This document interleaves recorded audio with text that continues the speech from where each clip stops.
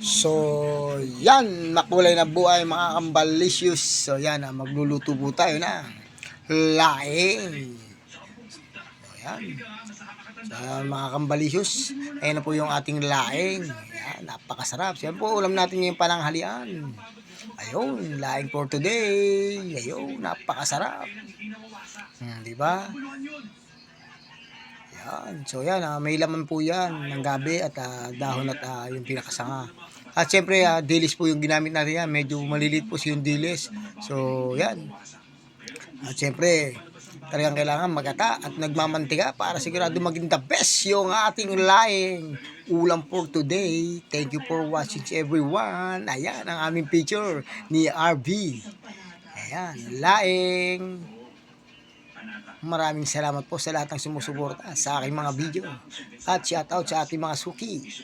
At magigisuki pa. Thank you for watching everyone. Bye-bye. So, yan.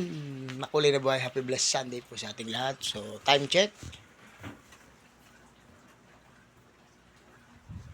2:30.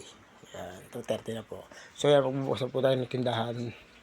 So, magsasara muna si co-founder ng Pampalitaw. So tayo naman magbubukas sa tindahan. So lagyan natin na ilaw ron, mga res, mga white, mga kambalicious. So ako naman na magluluto ng pancit, patsit canton at sopas. So yun po yung ating menu ngayon for today.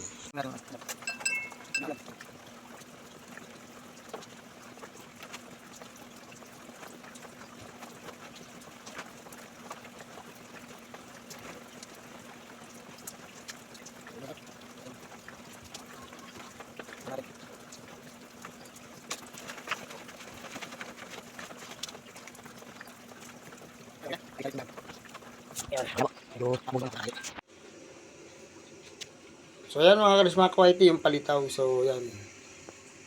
Susunod na po natin yung ating pancit, canton at sopas. So yan, sinasanay na po ni Mrs. So yan. So pasensya na kayo, medyo hindi natin na-videohan yung pagluluto. Yan yung ating pancit canton. So lalagyan natin ng topping siya na gulay. So yan. Sarap, di ba?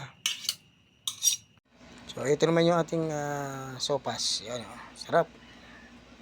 Yan, sopas at pancit canton at palitaw ang ating recipe for today.